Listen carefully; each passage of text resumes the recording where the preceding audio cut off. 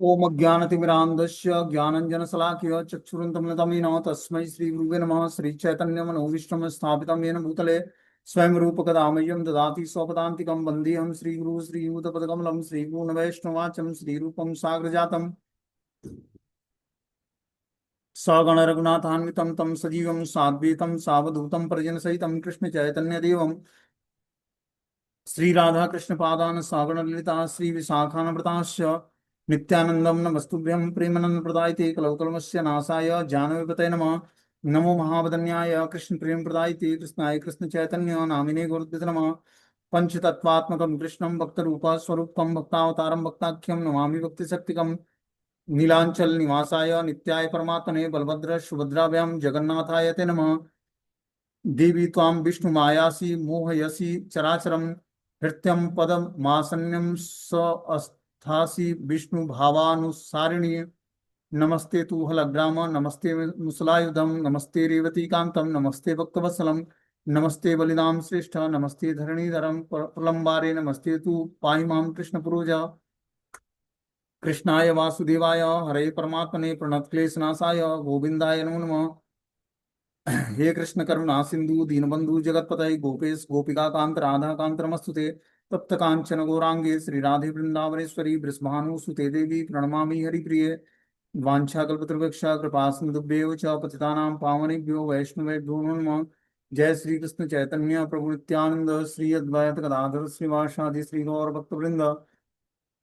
हरे कृष्ण कृष्ण कृष्ण हरे हरे हरे राम राम राम हरे हरे। तो जैसे हम लोग पुरुषोत्तम क्षेत्र जगन्नाथपुरी की महिमा सुन रहे थे, तो आज हम लोग पुरुषोत्तम क्षेत्र के बारे में सुनेंगे कि पुरुषोत्तम क्षेत्र है क्या। बोलते हैं भगवान जगन्नाथ मूल रूप से सनातन धर्म के संस्थापक हैं। जैसा कि श्रीमद् भागवतम में कहा कि धर्मम तु साक्षात भगवत प्रणीतम। वे इस धराधाम में अवतरित होकर अपने भक्तों को आनंद प्रदान करने हेतु असंख्य एवं रहस्यमयी लीलाएं प्रकट करते हैं।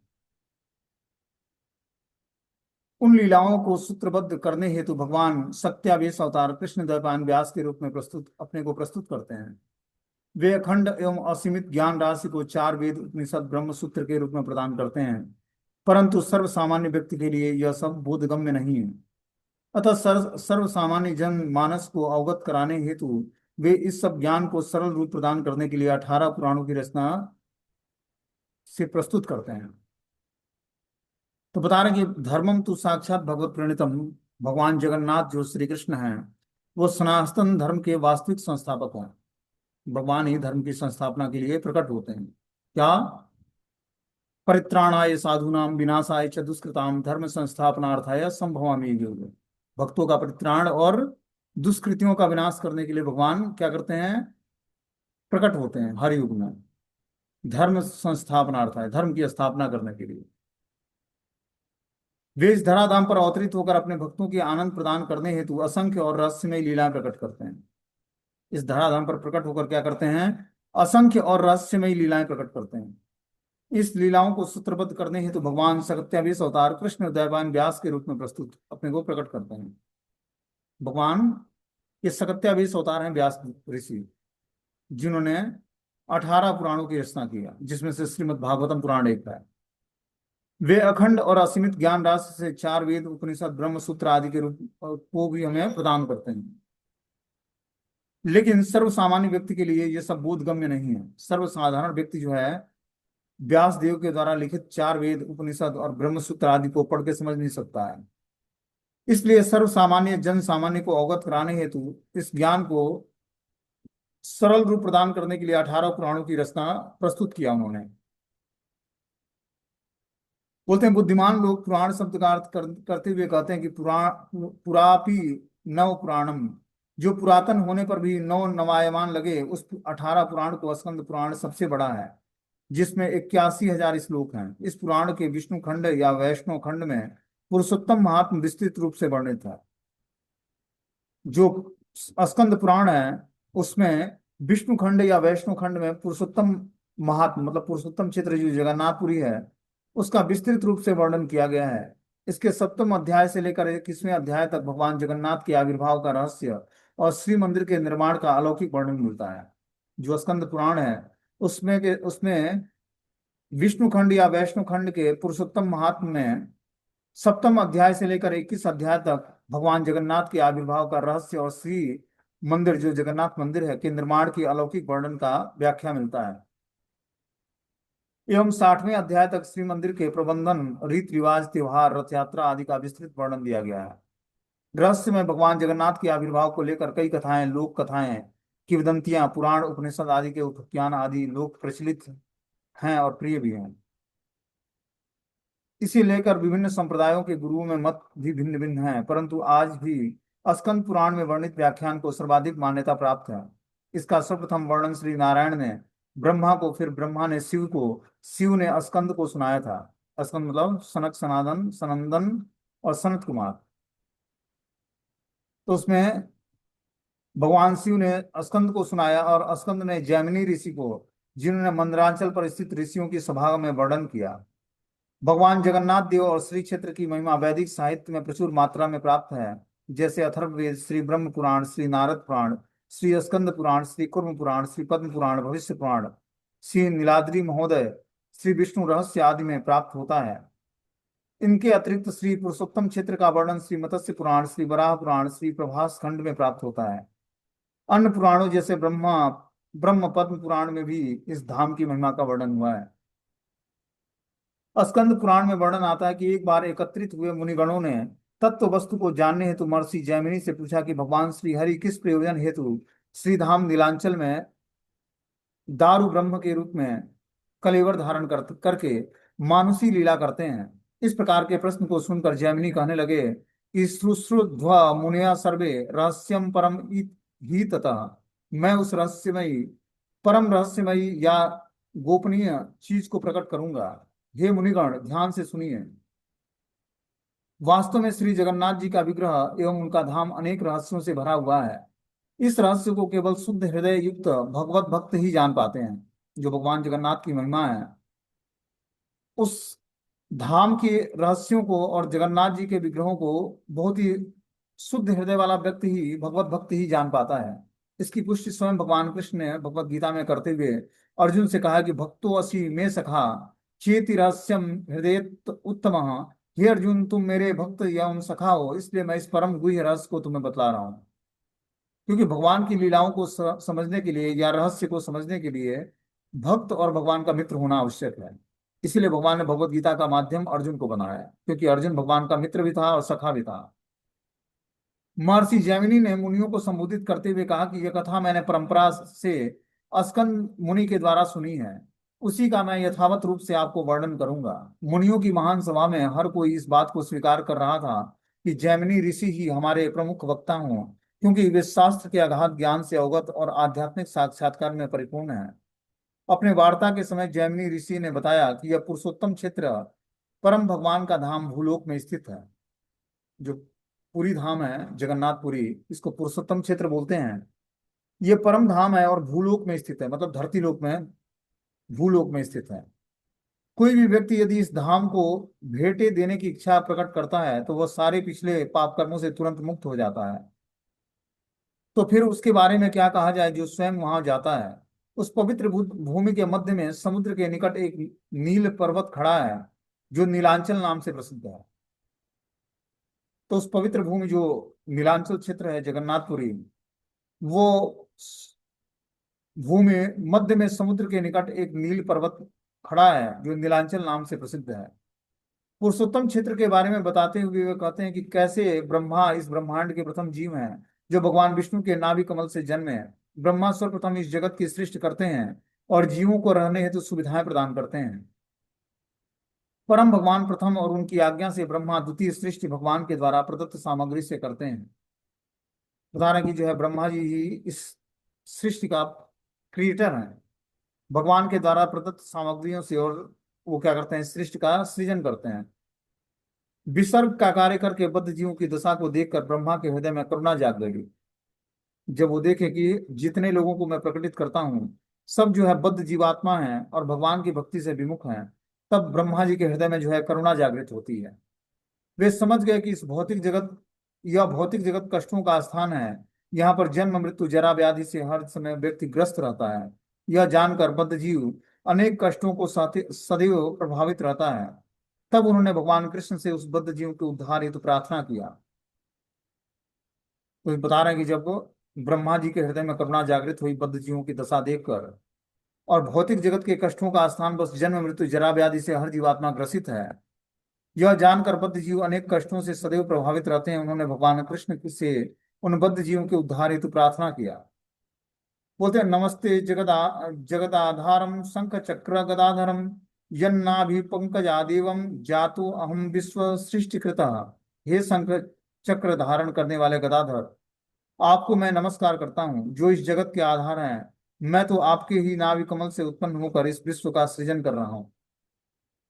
तो इस तरह से ब्रह्मा जी ने प्रार्थना किया कि हे शंख चक्र धारण करने वाले गदाधर भगवान, मैं आपको नमस्कार करता हूँ जो आप इस जगत के आधार हैं। मैं आपकी नाभि कमल से उत्पन्न होकर इस विश्व का सृजन करता हूँ। ब्रह्मा द्वारा इस प्रकार प्रार्थना से भगवान प्रसन्न होकर अपने विष्णु रूप में प्रकट हुए, जो गरुड़ के ऊपर आरूढ़ थे, जिसका अंग नील मेघ के समान प्रकाशमान था, एवं वे शंख चक्र आदि चिन्हों से विभूषित थे। वे अपने मधुर वचनों से कहने लगे कि सागरस्यो तीरे महा नघ्यास्तु दक्षिणे सप्रदेश पृथिव्या ही सर्वतीर्थम फलम प्रदम। लवण समुद्र की उत्तर दिशा में तथा महानदी के दक्षिण में जो प्रदेश अवस्थित है, वह पृथ्वी के सभी सभी तीर्थों का फल प्रदान करने वाला है। तो जो नीलांचल क्षेत्र जगन्नाथपुरी है, यह लवण समुद्र के उत्तर दिशा में है। मतलब वो समुद्र जो है नमक का समुद्र है, मतलब वो उसका जल जो है नमकीन है। उत्तर दिशा में समुद्र है और महानदी के दक्षिण प्रदेश में वो अवस्थित उड़ीसा प्रांत पृथ्वी के समस्त तीर्थों का फल प्रदान करने वाला है, पुरी धाम। जो वहां पर निवास करता है वो पवित्र होकर तुरंत ही मेरे नित्य आध्यात्मिक धाम में पहुंच जाता है। जो भी नीलांचल क्षेत्र जगन्नाथपुरी में निवास करता है, वह तुरंत पवित्र होकर भगवान के आध्यात्मिक धाम में पहुंच जाता है। जिन लोगों का पुण्य अल्प है, उनको वहां जन्म ही नहीं मिलता है। श्री पुरुषोत्तम क्षेत्र की ओर बढ़ाया गया हर एक कदम पवित्र होता है। कि कोई पुरुषोत्तम क्षेत्र की तरफ कदम बढ़ा दे तो पवित्र, हर एक कदम पवित्रता की तरफ आगे बढ़ रहा है उसका। ऐसा मेरा क्षेत्र सृष्टि और संहार से प्रभावित नहीं होता। वहां पर सृष्टि नहीं होती ब्रह्मा के द्वारा, और संहार नहीं होता शिव जी के द्वारा। स्वयं भगवान नारायण उसका टेक केयर करते हैं, जगन्नाथ जी। भगवान ने आगे कहा कि पृथिव्याम गोपितम स्थानम तव चापि सुदुर्लभम सुरासुराणाम दुर्गेयम माया याच्छादितम मम सुरासुरवती क्रम्यम व्रति अहम पुरुषोत्तमे सर्वसर्ग परित्यज्य तत्रम तिष्ठामि देहभृत। यह मेरा श्री क्षेत्र पृथ्वी में गोपनीय और अपने आप के लिए भी अत्यंत दुर्लभ है। यह क्षेत्र देवता और असुरों के लिए भी दुर्जेय और सदा मेरी माया से आच्छादित रहता है। मैं सभी का संग त्याग कर सुर असुरों को छोड़कर इस पुरुषोत्तम क्षेत्र में निवास करता हूँ। भगवान श्री कृष्ण ने बोला ब्रह्मा जी को, स्वयं नारायण ने, कोई जो ये मेरा श्री क्षेत्र है जगन्नाथपुरी, ये पृथ्वी में गोपनीय और सबके लिए बहुत ही अत्यंत, और आपके लिए भी अत्यंत दुर्लभ है, ब्रह्मा जी के लिए भी। यह क्षेत्र देवता और असुरों के लिए दुर्जय और सदा मेरी माया से आच्छादित रहता है। ये देवताओं और असुरों के लिए भी दुर्जय है, मतलब उनके भी नॉलेज में नहीं है, और भगवान की माया से आच्छादित रहता है। मैं सभी का त्याग करके सुर और असुरों को छोड़कर इस पुरुषोत्तम क्षेत्र में निवास करता हूँ। इस प्रकार वर्णन करने के बाद भगवान नारायण ने ब्रह्मा को आज्ञा देकर उस क्षेत्र में जाने के लिए आदेश दिया कि आप जाइए पुरुषोत्तम क्षेत्र जगन्नाथपुरी में, जाओ और वहां के सौंदर्य का साक्षी बनो। नीलाद्री जगन्नाथपुरी में प्रवेश करके ब्रह्मा ने श्री भगवान के चतुर्भुज नील माधव नामक दिव्य एवं सुंदर रूप को देखा, जो लक्ष्मी के समान शोभायमान हो रहा था। तो भगवान जगन्नाथ उस समय नील माधव के रूप में वहां पर नीलांचलपुरी में, नीलाद्री जगन्नाथपुरी में नील माधव के रूप में बहुत ही सुंदर और दिव्य स्वरूप में लक्ष्मी के साथ सुधावान विराजमान थे। उस स्थान में उन्होंने एक अद्भुत घटना देखी। एक कौवा ऊपर से उड़ रहा था, परंतु अचानक वह कौवा नजदीक के रोहिणी कुंड में गिर गया। केवल उस कुंड के पवित्र जल का स्पर्श करने मात्र से चतुर्भुज रूप में परिवर्तित होकर आध्यात्मिक जगत चला गया। उस कुंड के ऊपर से एक कौवा उड़ रहा था। अचानक वो ब्रह्मा जी इस घटना को देखते हैं कि कौवा नजदीक के रोहिणी कुंड में गिरता है। उस कुंड के पवित्र जल के स्पर्श करने मात्र से उस कौवा का चतुर्भुज रूप में परिवर्तित हो जाता है और आध्यात्मिक जगत में चला जाता है। उसी समय मृत्यु के देवता यमराज वहां प्रकट होकर नील माधव और लक्ष्मी की अनेक प्रार्थनाओं के द्वारा प्रस्तुति स्तुति करने लगे। तो उस समय यमराज के जो आध्यात्मिक जगत बता रहे हैं, उसी समय मृत्यु के देवता यमराज वहां पर प्रकट होकर नील माधव और माता लक्ष्मी की अनेक प्रकार प्रार्थनाओं से स्तुति करने लगते हैं। यमराज ने कहा कि मेरा कार्य तो पापी जीवों को उनके पूर्व पाप कर्मों के अनुसार मृत्यु के समय दंडित करना है। यमराज अपने कर्तव्य के निर्वाह की चिंता करने लगे, क्योंकि उन्होंने देखा कि निम्न योनि में जन्मा पक्षी भी रोहिणी कुंड में के पवित्र जल का स्पर्श पाकर आध्यात्मिक सिद्धि प्राप्त कर सकता है, तो बाकी लोगों का क्या कहना। कि निम्न जोन में जन्म लिया हुआ कौवा उस जगन्नाथपुरी के रोहिणी कुंड में गिरा और उसे आध्यात्मिक शरीर प्राप्त हो गया और भगवान श्री नारायण के धाम चला गया। उस पवित्र कुंड रोहिणी कुंड के पवित्र जल का स्पर्श करने मात्र से, तो बाकी लोगों का क्या कहना है। तब भगवान ने लक्ष्मी के प्रति कटाक्ष निक्षेप करके कुछ कहने का संकेत किया। सारे जगत के कल्याण हेतु श्री पुरुषोत्तम क्षेत्र का महात्मा श्री लक्ष्मी देवी यमराज से विस्तार पूर्वक कहने लगी। बता रहे हैं कि भगवान तब भगवान ने लक्ष्मी के प्रति कटाक्ष निक्षेप करके कुछ कहने का संकेत किया। भगवान ने बोला, हे माता लक्ष्मी, आप कुछ बोलिए। सारे जगत के कल्याण हेतु श्री पुरुषोत्तम क्षेत्र का महात्मा श्री लक्ष्मी देवी ने यमराज से विस्तार पूर्वक वर्णन किया कि पुरुषोत्तम क्षेत्र का महात्मा क्या है। श्री उवाच, माता लक्ष्मी बोलना शुरू करती हैं, यदर्थम मावाम स तोषी त्वाम क्षेत्रे असि दुर्लभम हि तत् अत्याज्य मावयोरे तत् क्षेत्रम श्री पुरुषोत्तम। श्री लक्ष्मी देवी ने कहा, तुम जिस उद्देश्य से हम दोनों की स्तुति कर रहे हो हे यमराज, इस क्षेत्र में वह एक कदम भी दुर्लभ है, क्योंकि यह पवित्र श्री पुरुषोत्तम क्षेत्र हमारे लिए त्याज्य योग्य नहीं है। कल्पांत के अंत में भी मैं यहाँ पर नित्य निवास करती हूँ। कल्प का अंत होने पर भी माता लक्ष्मी और नारायण स्वयं वहां निवास करते हैं, उसका विनाश नहीं होता है। हे यमराज, तुम ब्रह्मा या अन्य किसी भी देवता का इस क्षेत्र पर अधिकार नहीं है। यहाँ के जीव विष्णु को विशेष रूप से प्रिय हैं। यहाँ पापों के बीच वैसे ही जलकर राख हो जाते हैं जैसे अग्नि से कपास जलता है। यहाँ के निवासी केवल श्री नील माधव के दर्शन करके करने मात्र से पापों से मुक्त हो जाते हैं। इसलिए हे रविनंदन यमराज, इस क्षेत्र यह क्षेत्र तुम्हारे स्वामित्व के बाहर है, अतएव यह धाम नित्य है, शाश्वत है और चिदानंद है। इस धाम के प्राणियों को तुम अपने नियंत्रण से बाहर समझो। इस प्रकार उपदेश को सुनकर यमराज ने कहा, हे माता लक्ष्मी देवी, यदि कोई गलत कार्य मुझसे घटित हुआ हो तो कृपया करके मुझे क्षमा कर दें। मैं कैसे इस स्थान के महात्मा को जानता, जो ब्रह्मा के लिए भी अज्ञात है। कृपया इस क्षेत्र की महिमा मुझे वर्णित करें एवं मुझे यह भी बताएं कि कितने तीर्थ हैं और वहां निवास करने से क्या फल प्राप्ति होता है। इस प्रश्न का उत्तर लक्ष्मी जी ने महान ऋषि मार्कंडे का इतिहास वर्णन करते हुए यमराज एवं ब्रह्मा के सामने प्रस्तुत किया। जो माता लक्ष्मी ने मार्कंडे ऋषि से ये ज्ञान प्राप्त किया था इतिहास के माध्यम से, वो ज्ञान यमराज और ब्रह्मा के सामने प्रस्तुत करने लगती हैं। बोलते हैं, अनेक वर्षों तक अत्यधिक कठोर तपस्या करने पर मार्कंडे को 7 कल्पों तक जीवित रहने का आशीर्वाद प्राप्त हुआ। जब अनेक कल्पों तक मार्कंडे ऋषि ने तपस्या किया, 7 कल्पों तक जीवित रहने का उनको आशीर्वाद प्राप्त हुआ।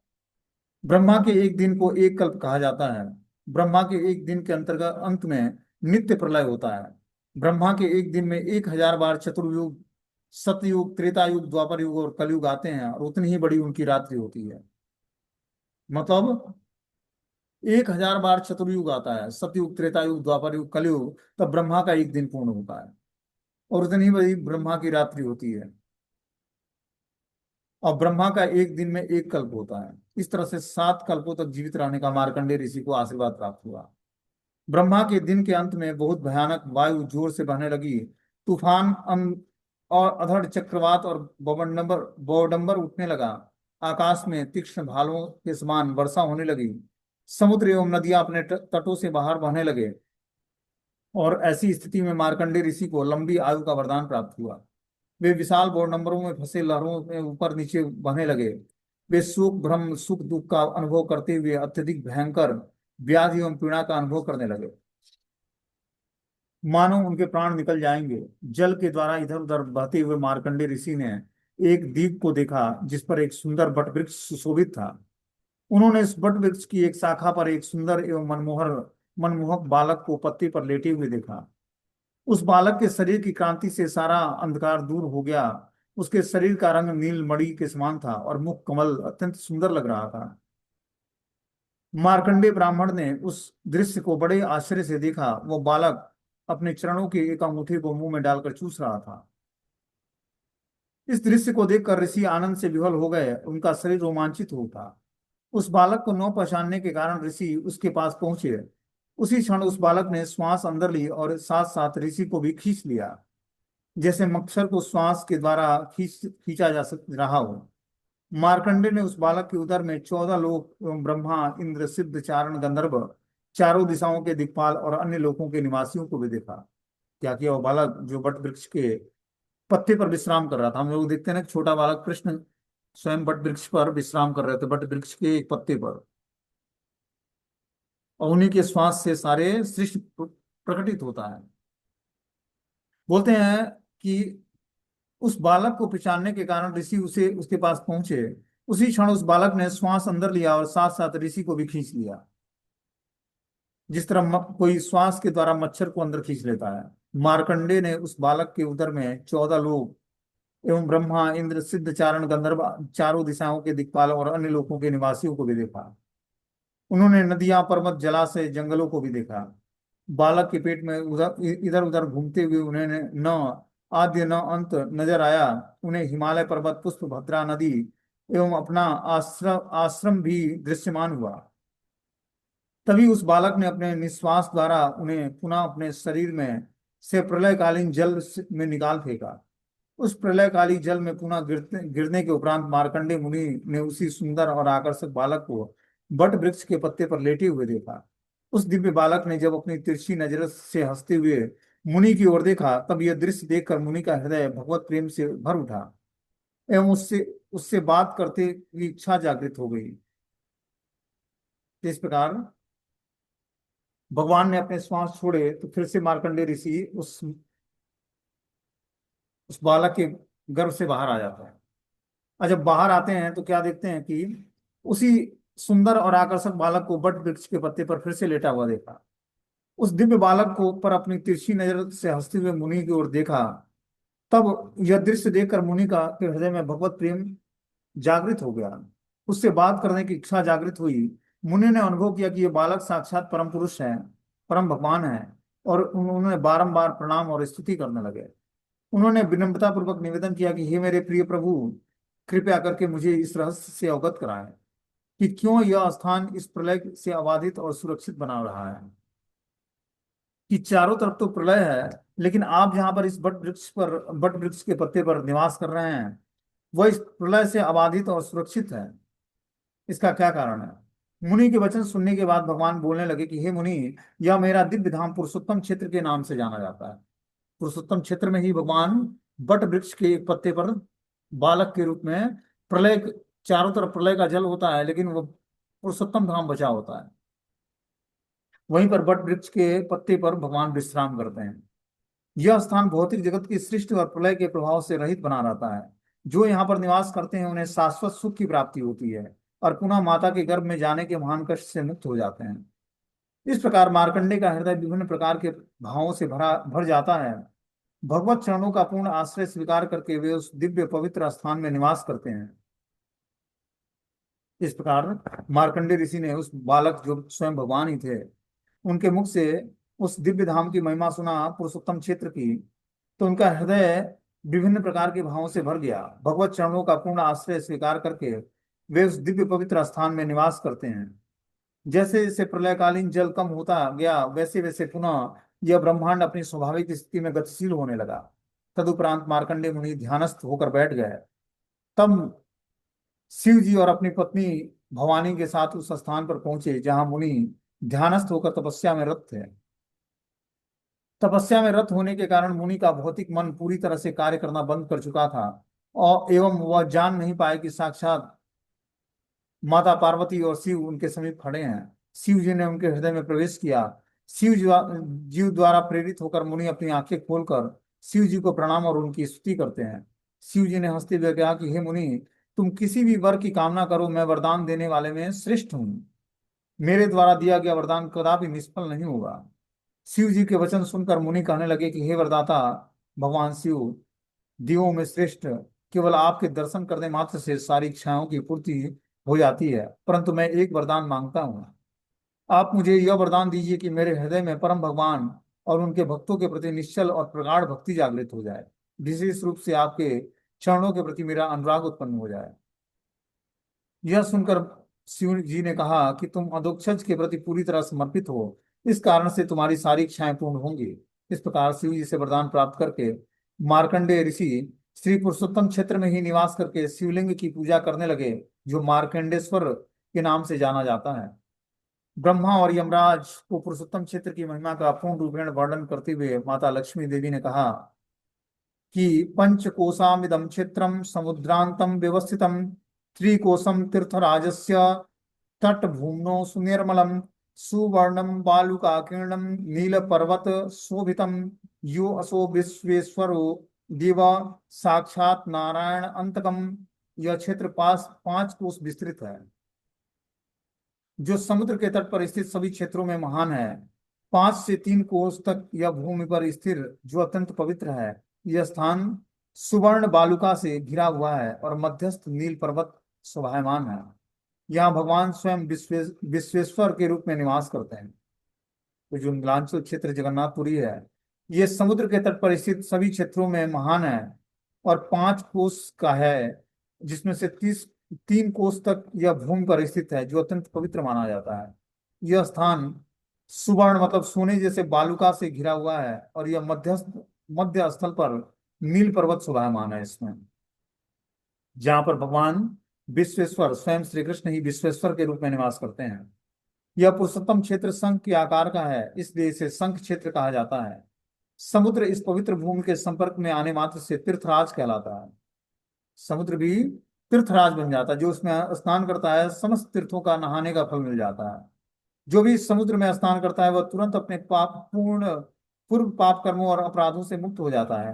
हजारों साल पूर्व ब्रह्मा के वेद पाठ के में कुछ स्थानों में अशुद्ध उच्चारण हो गया। इसी कारण से क्रोधित होकर ब्रह्मा को महादेव ने जोर से थप्पड़ मारा। उनकी मार से ब्रह्मा का एक मस्तक महादेव के हाथ में चिपक गया। महादेव उससे छुटकारा पाने के लिए पूरे ब्रह्मांड का भ्रमण करने लगे। आखिरी में इस स्थान पर पहुंचते ही वह कपाल उनके हाथ से नीचे गिर गया। वह स्थान जहां यह मस्तक गिरा वह कपाल मोचन लिंग के नाम से प्रसिद्ध हुआ। जो भी इस लिंग की पूर्ण श्रद्धा के साथ पूजा करता है वह ब्रह्म हत्या जैसे पापों से भी मुक्त हो जाता है। तो उस जगन्नाथपुरी में कपाल मोचन लिंग है, जहां पर ब्रह्मा जी का मस्तक भगवान शिव के हाथों से गिरा। जो भी उस कपाल मोचन लिंग की पूजा करता है पूर्ण श्रद्धा के साथ, उसे ब्रह्म हत्या के समस्त पाप मुक्त हो जाता है। लक्ष्मी देवी आगे वर्णन करती हैं कि कपाल मोचन के उत्तर पूर्व की ओर आद्य शक्ति जो बिमला नाम से विख्यात हैं, वो विशेष रूप से शक्ति संपन्न है। उनकी पूजा करने मात्र से हर इच्छा की पूर्ति हो जाती है। शंख क्षेत्र के मध्य में अर्ध शनि देवी निवास करती हैं, जो प्रलयकालीन जल का आधा पानी पी जाती हैं। जो भी उसके प्रति प्रणाम आदर सत्कार इत्यादि कार्यों में लगा रहता है वो सर्वाधिक आनंद का धनी बन जाता है। लक्ष्मी ने गौरी से कहा कि हे भद्रे, मेरे वचन के अनुरूप तुम अपने मूर्ति समूह द्वारा इस अंतर्वेदी में चतुर्दिगों में मेरी संतुष्टि के लिए रक्षा करो। अतः गौरी माता पार्वती अंतर्वेदी की सुरक्षा के लिए अपने अष्टधा रूपों में विभाजित करके विद्यमान रहती हैं। दुर्गा के इस 8 रूपों को अष्टचंडी के रूप में जाना जाता है, जिनके नाम इस प्रकार हैं। वट वृक्ष की जड़ में मंगला, पश्चिम में बिमला देवी, शंख के पृष्ठ भाग में सर्वमंगला, उत्तर दिशा में अर्धार्षिणी तथा लंबा, दक्षिण में कालरात्रि, पूर्व में मरीचिका तथा कालरात्रि के पीछे चंड रूपा शक्ति स्थिर है। इस प्रकार इस उग्र रूप वाली 8 शक्तियों से यह क्षेत्र सर्व ओर से सुरक्षित है। इस 8 शक्तियों के दर्शन तथा कीर्तन से सब पापों का नाश हो जाता है।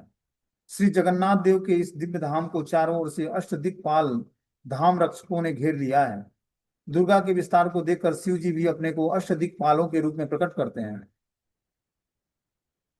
जब रुद्र ने रुद्राणी का अष्टधा विभेद देखा तो वे भी अपने अष्ट रूपों में प्रकट होकर परमेश्वर भगवान जगन्नाथ की उपासना करने लगे। श्री जैमिनी ने उस अष्ट दिक्पालों का वर्णन करते हुए कहा है कि कपाल मोचन, क्षेत्रपाल, यमेश्वर, मार्कंडेश्वर, ईशान, बिल्वेश्वर, नीलकंठ और बट वृक्ष की जड़ में बटेश्वर, ये 8 भगवान शिव के लिंग हैं। जिनका दर्शन स्पर्श और पूजन करके मनुष्य मुक्त हो जाता है। धामेश्वर महादेव ने इष्ट अष्टधा विभिन्न रुद्र को 8 दिशाओं में स्थापित कर स्वयं मध्य में अवस्थान किया। तो इस अष्ट भगवान शिव अपना विस्तार करके अष्ट द्वारपाल के रूप में इस जगन्नाथपुरी की रक्षा करते हैं, और बीच में धामेश्वर महादेव के रूप में विराजमान है। महालक्ष्मी ने आगे कहा कि हे यमराज, इस क्षेत्र में तुम्हारा शासनाधिकार नहीं चलेगा, अतएव तुम अन्यत्र शासन करो। तब ब्रह्मा जी को संबोधित करते हुए लक्ष्मी देवी ने कहा कि श्री माता लक्ष्मी ने कहा कि इंद्रदुम्नो नाम राजा युगे सत्वे भविष्यति, वैष्णव सर्व यज्ञानाम मर्हता शास्त्र कोविदा, अत्रागत्यम महाभक्ति करिष्यति नृपोतमः। श्री लक्ष्मी देवी ने कहा कि सतयुग में विष्णु परायण सभी यज्ञों को संपन्न करने वाले तथा सकल शास्त्रविद इंद्रदुम्न नामक राजा ने जन्म लेंगे। वे यहाँ आकर महाभक्ति करेंगे। आप उनके उपदेश लेकर 1000 अश्वमेध यज्ञ संपन्न कराएंगे। इस यज्ञ की पूर्ति होने ही परम भगवान सारे संसार को दृष्टिगोचर होने लगेंगे। वे लकड़ी के रूप में विग्रह का रूप धारण करेंगे। विश्वकर्मा उन विग्रहों को बनाएंगे। वे दारू ब्रह्म रूप में जगन्नाथ, बलदेव, सुभद्रा और सुदर्शन इस पुरुषोत्तम धाम में प्रकट होकर असंख्य जीवों पर अपनी कृपा का वितरण करेंगे। ब्रह्मा और यमराज इस दिव्य धाम की महिमा को सुनने के उपरांत श्री माता लक्ष्मी की स्तुति और प्रणाम करके अपने अपने निवास स्थान को लौट जाते हैं। श्री जैमिनी से इस दिव्य वार्तालाप सुनते ही सारे मुनिगण अपनी और अधिक श्रवण करने के लिए लालायित होते हैं। उन्होंने तुरंत ही प्रश्न पूछना शुरू किया। क्या प्रश्न पूछा? कस्मिन देशे द्विजश्रेष्ठ क्षेत्र पुरुषोत्तम यत्र नारायणम साक्षात दारु रूपी प्रकाशते। मुनियों ने कहा, हे द्विजश्रेष्ठ, आप हमें यह बताएं कि किस देश में वह पुरुषोत्तम क्षेत्र विद्यमान है जहाँ परम भगवान नारायण साक्षात दारु रूप धारण करके विराजमान है। मतलब लकड़ी के रूप में अपना स्वरूप धारण करके भगवान विराजमान होते हैं। इस पर जैमिनी ऋषि बोलते हैं कि उत्कलो नाम देशा अस्ति व्याख्यातम परमं पावनम यत् तीर्था अन्य के कानि पुण्या न्यांत तनानि च। श्री जैमिनी ने कहा, उत्कल नामक एक परम पावन प्रसिद्ध प्रदेश है जो बहुत सारे तीर्थ और पुण्य स्थलों में व्याप्त है। वह स्थान दक्षिण समुद्र के तट पर स्थित है। वहां के नागरिक बड़े ही सदाचारी और धार्मिक प्रवृत्ति के होते हैं।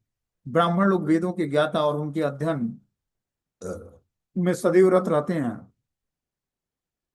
लक्ष्मी का वास घर घर में है। वहां के निवासी वैष्णव, सत्यवादी और माता पिता के सेवक होते हैं।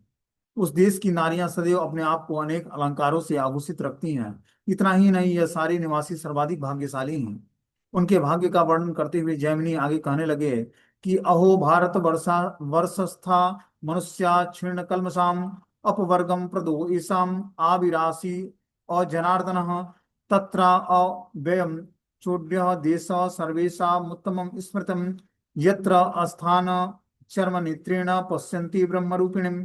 अहो भारतवर्ष में के निवासी धन्य हैं, उनका पाप ताप क्षीण प्राय है। अपवर्ग प्रदान करने वाले भगवान जनार्दन उनके समक्ष स्वयं आविर्भूत हुए हैं। ऐसे भारत में यह उड़ीसा सर्वाधिक उत्तम है, क्योंकि यहाँ जनमानस उसी भगवान को अपने चर्म चक्षुओं से दर्शन करते हैं। उत्कल या उड़ीसा का और एक नाम है। इस उत्कल प्रदेश उर्ण देश नामों से भी जाना जाता है, जिसे इस ब्रह्मांड का परम पवित्र स्थान कहा गया है। तो इस पूरे ब्रह्मांड का सबसे पवित्र जगह ये जगन्नाथपुरी है, जो कि उड़ीसा प्रांत में है। बोलते हैं, किलास्ते भारत वर्षे उत्कलम पावनम महत चतुर्भुजम जना सर्वे दृश्यन्ते तत्र वासिनम। भारतवर्ष के उत्कल प्रदेश परम पवित्र स्थान है, जहाँ के समस्त निवासी चतुर्भुज रूप में सर्वत्र दृश्यमान है। वो धरती का भू वैकुंठ है। वहां पर जो भी निवासी निवास करता है वो चतुर्भुज नारायण रूप में दृश्यमान होता है। भारते चोत्कले देशे भू स्वर्गे पुरुषोत्तम दारु रूपो जगन्नाथो भक्ता नाम भयप्रदा। भारतवर्ष में स्थित उत्कल देश पृथ्वी में भूस्वर्ग कहलाता है, जहाँ पुरुषोत्तम क्षेत्र में दारु रूपधारी श्री जगन्नाथ देव भक्तों के अभयदाता के रूप में सर्वदा विराजमान रहते हैं। ऐसे मनोहर और दिव्य स्थान को श्री हरि कदापि छोड़ते नहीं है। उत्कल के चारों क्षेत्रों में शंख क्षेत्र विशेष है, क्योंकि यहाँ पर परम भगवान अपने अर्चा विग्रह के रूप में समुद्र तट पर स्थित नील पर्वत पर विराजमान है। इस प्रकार स्वयं लक्ष्मी देवी ने श्री क्षेत्र की महिमा का वर्णन ब्रह्मा और यमराज को किया। अतः व्यक्ति को ऐसे श्री क्षेत्र में जाकर भगवान जगन्नाथ के दर्शन अवश्य संभावी करने चाहिए, जो कलयुग के जीवों के उद्धार हेतु अपने अर्चा अवतार के रूप में श्री मंदिर के में रत्न सिंहासन पर विराजमान है। तो कलयुग के महान भगवान श्री जगन्नाथ जी उड़ीसा प्रांत के पुरी क्षेत्र में विराजमान है, तो हमें जाकर उनका दर्शन करना चाहिए। उनके दर्शन से समस्त पाप ताप जन्म मृत्यु जरा व्याधि सब नष्ट हो जाता है और भगवान कृष्ण के प्रति प्रेम जागृत होता है। ठीक है, हरे कृष्ण। विचार